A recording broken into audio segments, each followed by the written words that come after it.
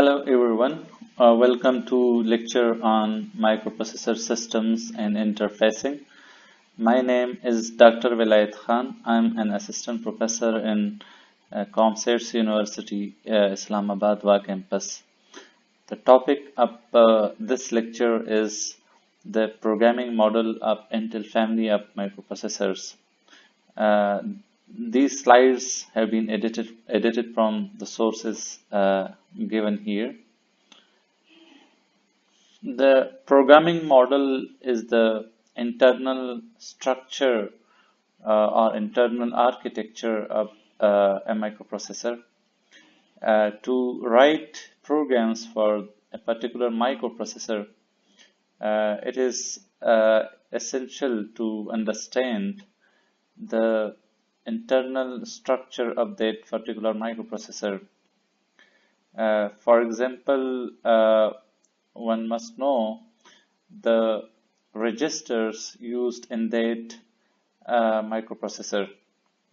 If we are talking about high level languages, for example C++, Java, then then we do not need to understand the internal structure of the microprocessor because the compiler is there to help us, and we do not need to understand all the detail of the registers of the microprocessor. But if we are programming in low-level languages like assembly or machine languages, then it is important to understand the sizes and the number and the names of the registers available in the microprocessor.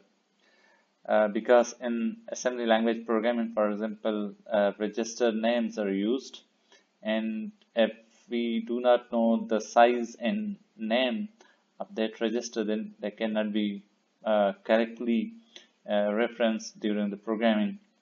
So the programming model is basically the internal architecture of the microprocessor. If you're talking about the Intel family of microprocessors, then this is the programming model of Intel family of microprocessors. This model represents the internal structure of the 8086 Tel Core 2 microprocessors of Intel family. These registers can be grouped in three groups. The first group is general purpose registers, which include accumulator, base index, count, data, base pointer, destination index, and source index. These are 8 registers which are grouped as general purpose registers. There are some special purpose registers as well: stack pointer, instruction pointer, and flags register. And finally, there is a group of segment registers. Normally, there are 4 segment registers, but in 80386 and above microprocessors, there are 2 additional segment registers, F and G. The 4 segment registers are code segment, data segment, extra segment, and stack segment. There is a shaded area in these registers. This area and the last 2 segment registers are included only in the 80386 and above microprocessors. So these are the 32-bit registers or the extended registers which are available only in the 80386 and above microprocessors. And the 80286 and below, which include 8086 and 8088 microprocessor, we only have these 16-bit registers from here till here, and then we have these 4 registers available in 8086, 8088 microprocessor, and 80286 microprocessor. These registers, accumulator, base index, count, and data, can be accessed as an 8-bit register, as well as a 16-bit register, as well as a 32-bit register. while these last uh, uh, three registers can be accessed as 16-bit register and or as a 32-bit register. This stack pointer is normally included, normally represented in different books with these 7 registers, so they will become 8 registers. But stack pointer is a special purpose register, so when we group them as general purpose and special purpose, then this is categorized as a special purpose register. Okay, so to understand the programming model and the uses of these registers, it is better to discuss the programming model of a particular microprocessor to understand the programming model in a good way. So we will discuss the programming model of 8086 microprocessor. 8086 microprocessor was a popular microprocessor, and it is a 16-bit microprocessor. In this microprocessor, there are two popular units. One is the bus interface unit. Bus interface unit of 8086 microprocessor is responsible to fetch instruction from the memory and bring them inside the microprocessor for execution. In addition, bus interface unit of microprocessor is also responsible to read data from the memory in I/O ports and to write data to the memory and input and output devices or I/O ports. So the basic operation of bus interface unit is to interact with the external environment or external environment through the I/O ports and the memory, the real memory. So it generates addresses, and through those addresses, microprocessor is able to access a particular memory location or to access a particular I/O ports to which a specific input and output device is connected. Another important component of 8086 microprocessor is the execution unit.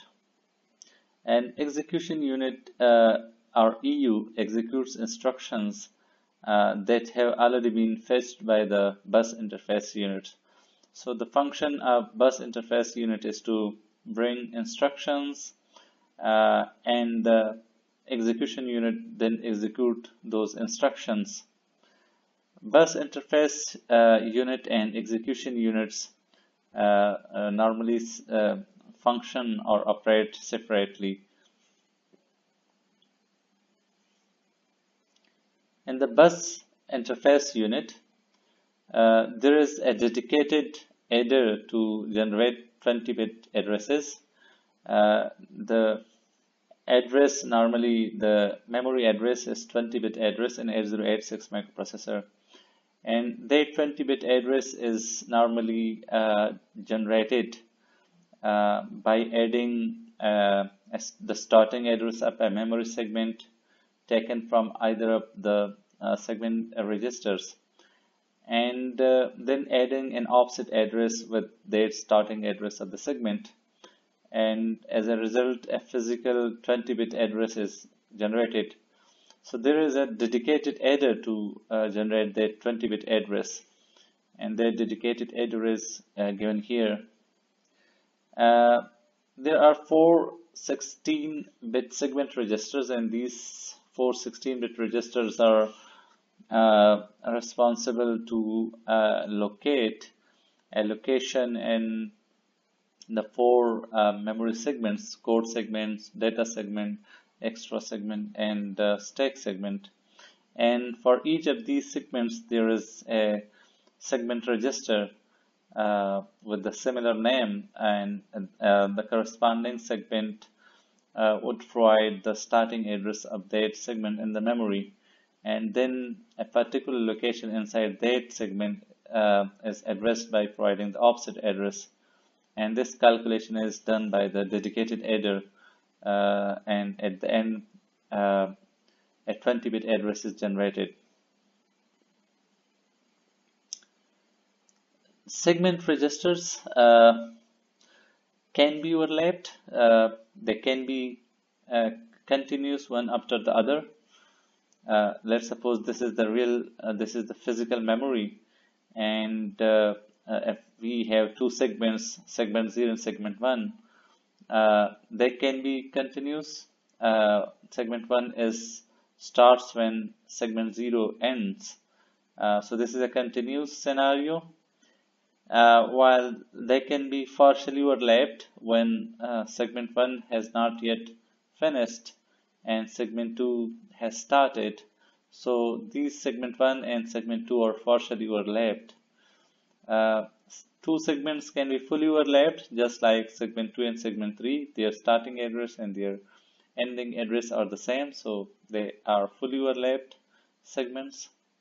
And they can be disjoint. There is some gap between the two segments. Segment 2 is defined here in this region, while segment 4 is defined after having some locations, free locations. So they are disjoint segments. So these are 4 different scenarios of defining different multiple segments in the memory. And each segment is actually defined by storing the starting address of their segment in a particular segment register. In 8086, the 1 megabyte memory is divided into segments of up to 64 kilobytes each. So each segment, either it is a core segment or data segment or stack segment or extra segment, the size of the segment is fixed. In 8086 microprocessor, we will talk about other microprocessors when their segments can be variable. They can be of different sizes, but in 8086 microprocessor, the segment is fixed and it is 64 kilobyte. Each segment, the size of each segment is 64 kilobytes. In 8086, there are 4 segments, and each segment can have the size of 64 kilobytes. Then in total, there is 256 kilobyte of memory within the 1 megabyte of memory.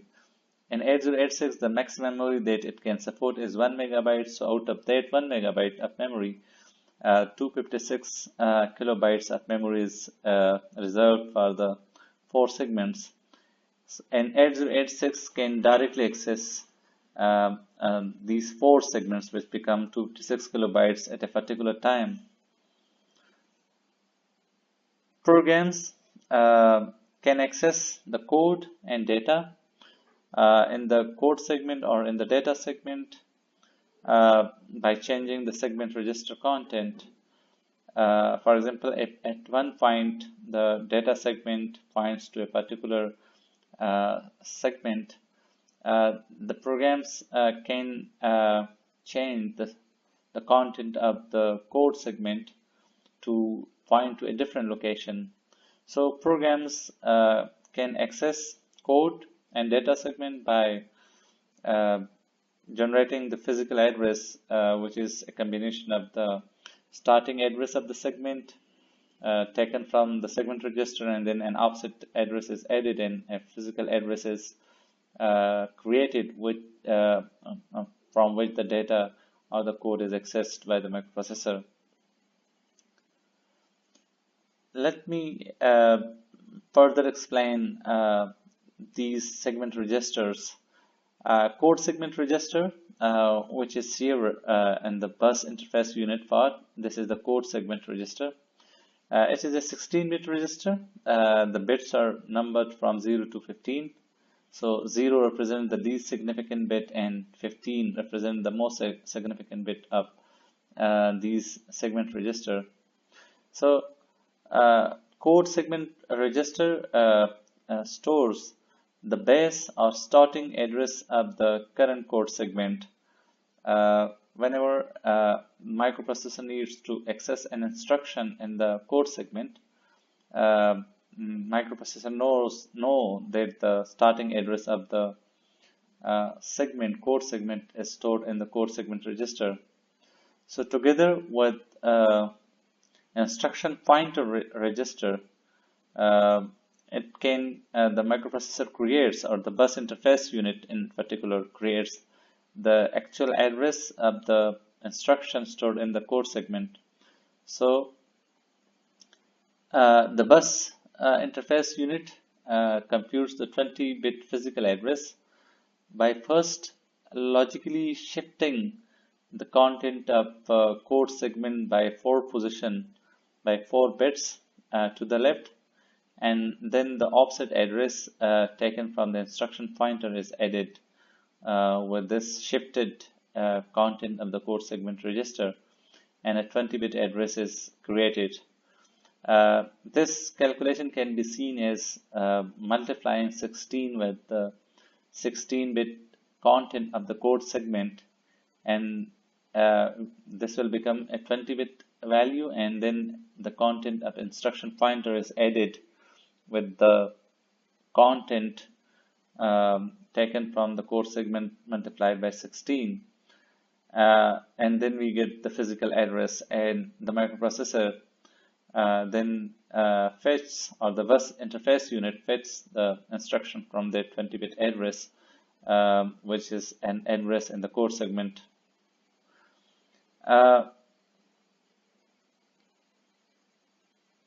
So all instructions of a program are relative to the contents of the code segment register multiplied by 16, and then the offset address taken from the instruction pointer is added with that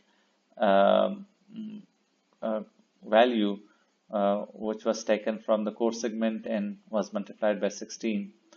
In simple words, when an instruction is to be fetched from the memory location, then the content of the code segment, which is a 16-bit value, is logically left shifted by 4 position, and there 4 zeros would be introduced from the right side.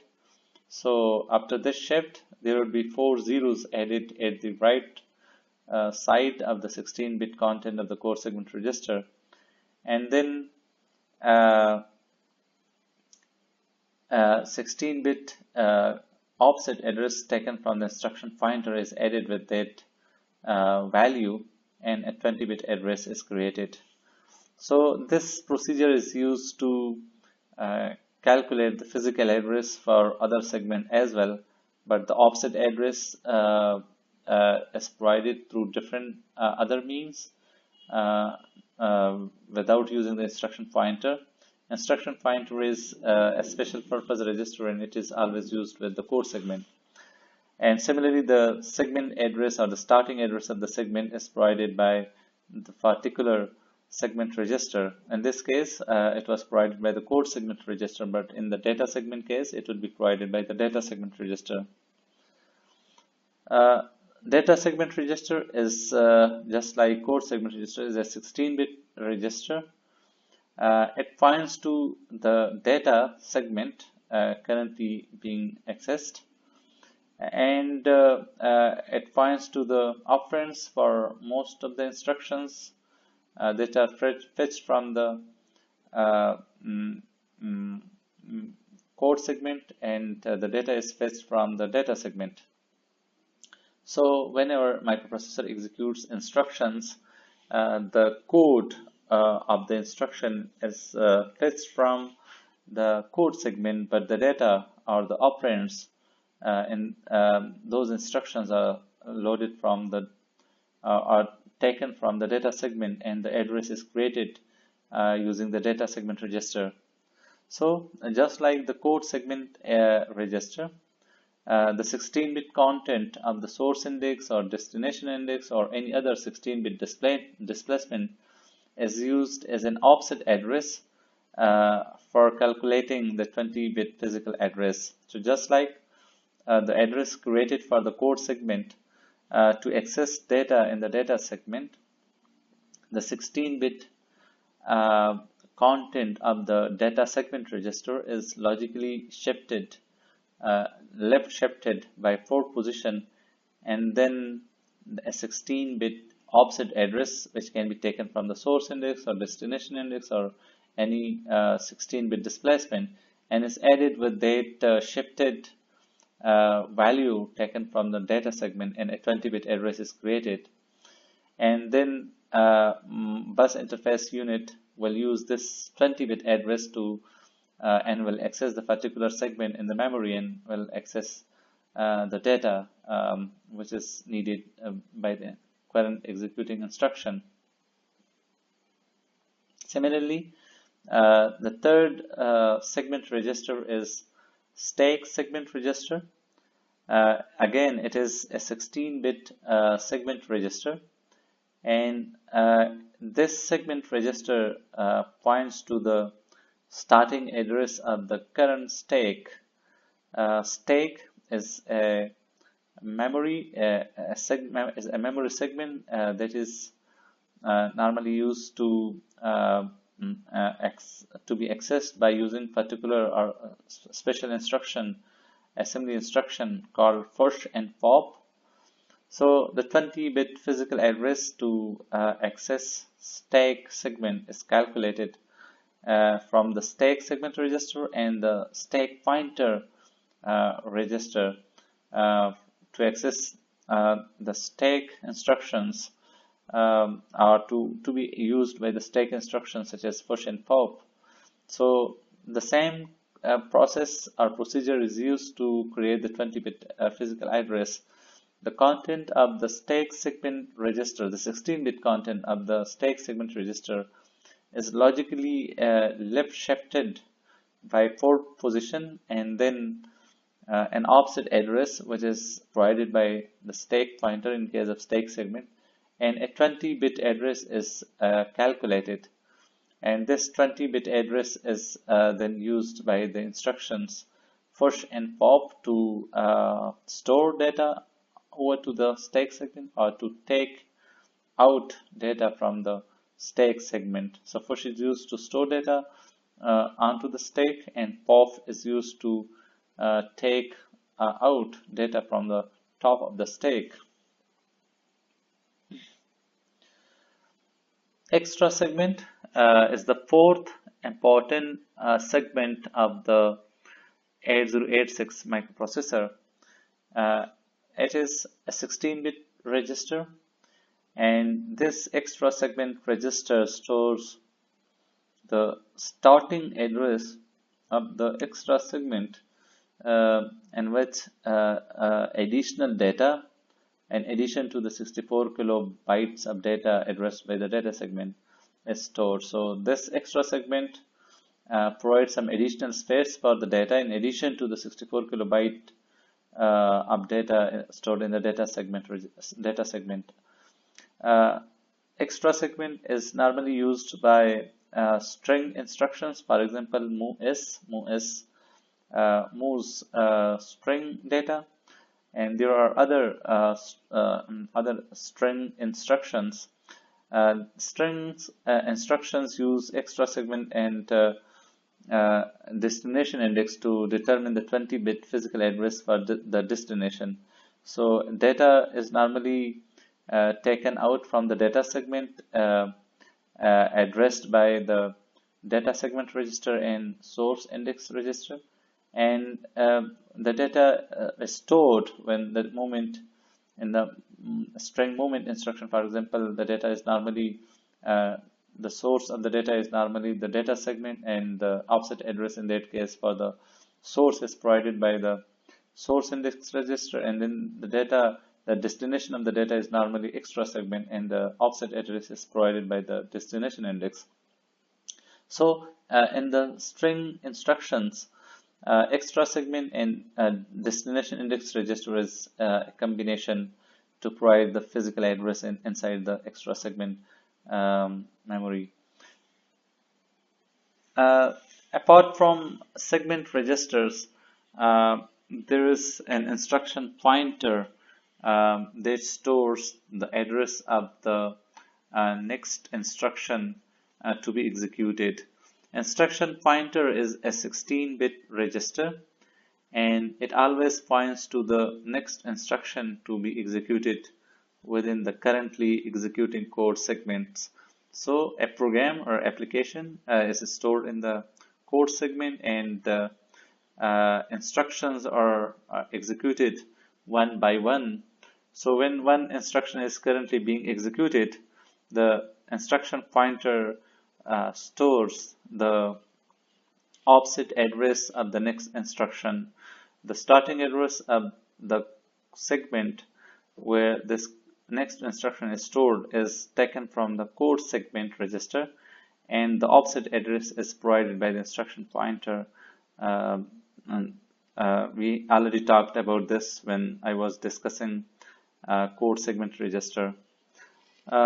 So this register contains the 16-bit offset address pointing to the next instruction code within the 64 kilobyte of the code segment area. Its content is automatically incremented as the execution of the next instruction takes place.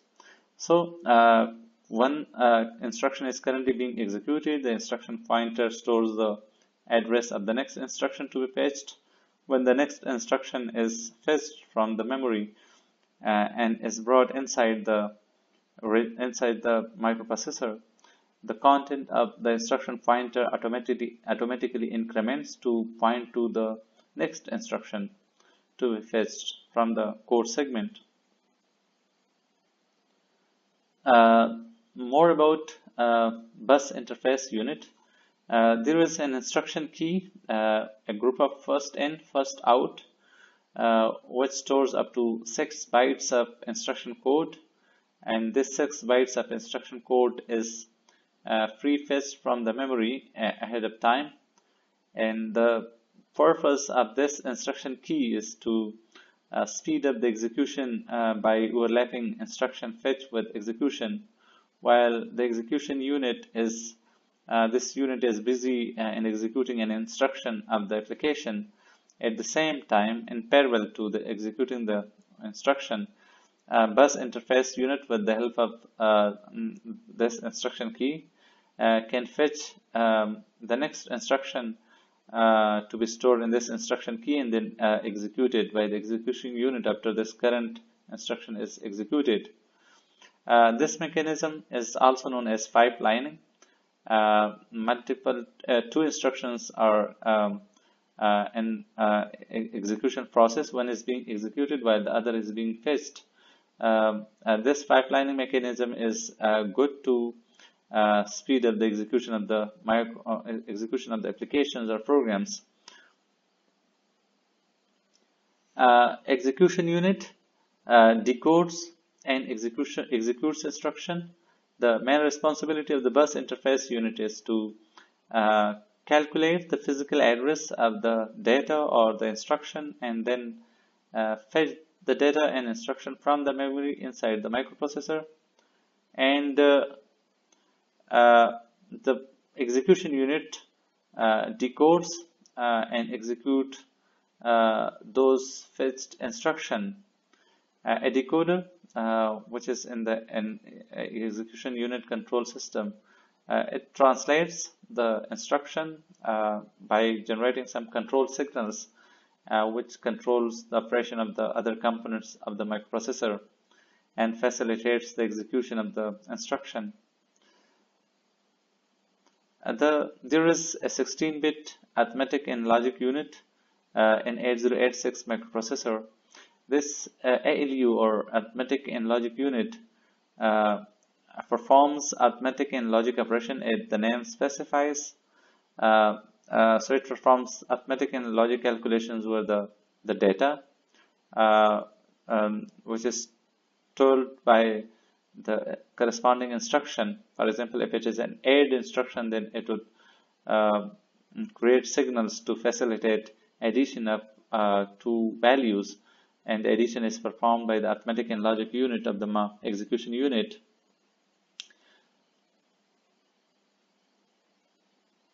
There are four general purpose registers, uh, AX, BX, CX, and DX, and these registers uh, are used to store operands um, for the instructions.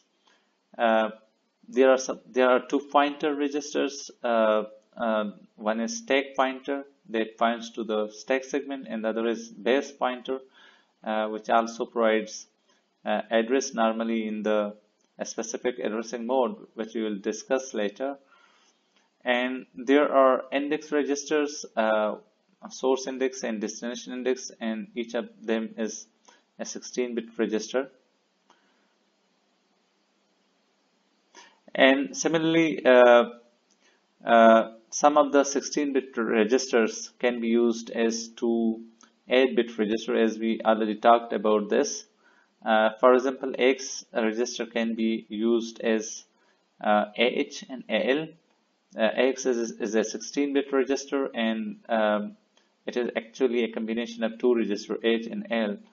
Similarly, BX can be used as a BH, BL. These BH and BL are the 2 bytes of this BX register. So when one is interested to access the 16-bit register, then BX is used, and if one is interested to access the single byte, then BL or BH can be used.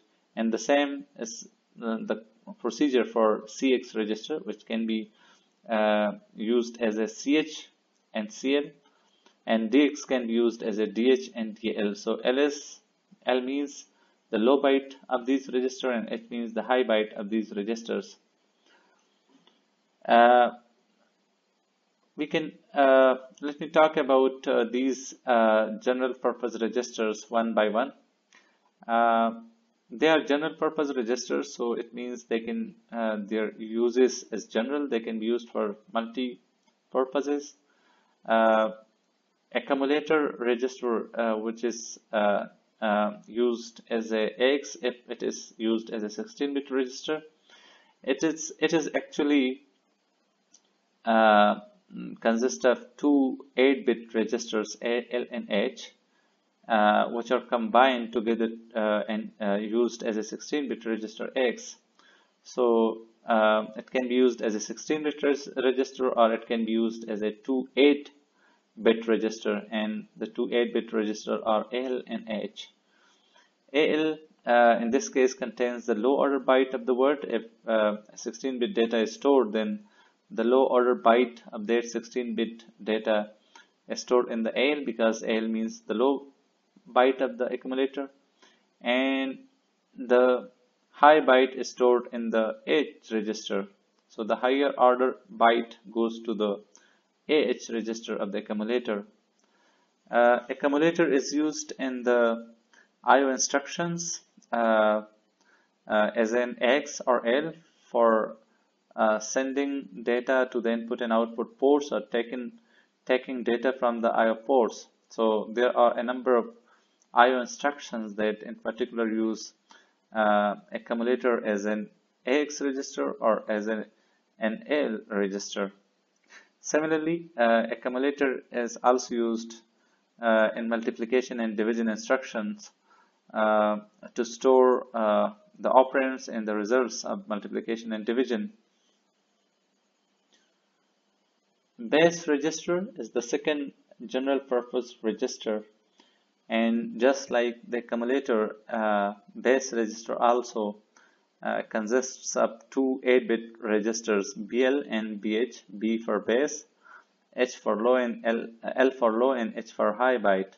So these two 8-bit registers, BL and BH, can also be combined together to form a 16-bit register BX. So while writing assembly language programs, one can access BH as an 8-bit register, one can access BL as an 8-bit register, and one can also access BX, which is a 16-bit register. BL contains, as I said, BL contains the low order byte of the word, and BH contains the higher order byte of the word. This is the only general purpose register which is also used for addressing the 8086 memory. So there is a specific addressing modes where the base register can provide or can help or can be used in creating the memory address. All memory references utilizing this register's content for addressing uses data segment as the default segment registers. So whenever a memory address is generated, then while using BX register, then the segment register by default is the data segment. So that means while using BX register for generating the address, the memory address, the segment that is to be accessed by default is the data segment data memory segment, and the starting address for that is provided by the data segment register, and this is by default. But what one can override this data segment with a different segment, and then that different segment will be accessed. Counter register is a 16-bit register, and it consists of two 8-bit registers, CL and CH, just like accumulator and the base. These two registers can be combined together to form a 16-bit register CX. So one can reference the 8-bit register CH, one can reference the 8-bit register CL, and one can use or access the 16-bit register CX. So the 8-bit registers CL stores the low byte of the 16-bit word, and CH stores the high byte of the 16-bit word. Instructions such as shift, rotate, and loop use the contents of CX as a counter. So these instructions are using the value or the content of the counter register CX. For example, there is an assembly language instruction loop start. So this automatically, after executing this instruction, CX register automatically decrement by 1. So this loop start instruction checks if the value of CX is 0 or not. If it is not 0, then it will loop to the label start, and if it is 0, then it will execute the next instruction after this instruction. So each time this loop start instruction is executed, the value of the counter register automatically decrements by 1. So for example, if the value of CX register is 10 and this loop start instruction is executed, then this instruction will be executed 10 times, and after 10 times obviously the value of the counter register will be 0, because each time loop start was executed, the value of CX register was decremented by 1. So when eventually the condition that CX is equal to 0 will meet, and the loop will stop, and the next instruction of this loop instruction will be executed by the microprocessor. Data register, or DX, is the fourth general purpose register. It consists of two 8-bit registers, DL and DH, and both of these registers combine together to form a 16-bit register. This register holds the 16-bit result when during a 16-bit multiplication, or it can store the high 16-bit part of the 32-bit dividend, and after the division it stores the 16-bit remainder after the division. So DX register is used to store the data during multiplication and division instructions. We will continue more about other registers of the 8086 microprocessor in coming lecture. And if there are any problems or queries while watching this video lecture, kindly make a note of those queries, and you can ask those questions during the online session. Thank you.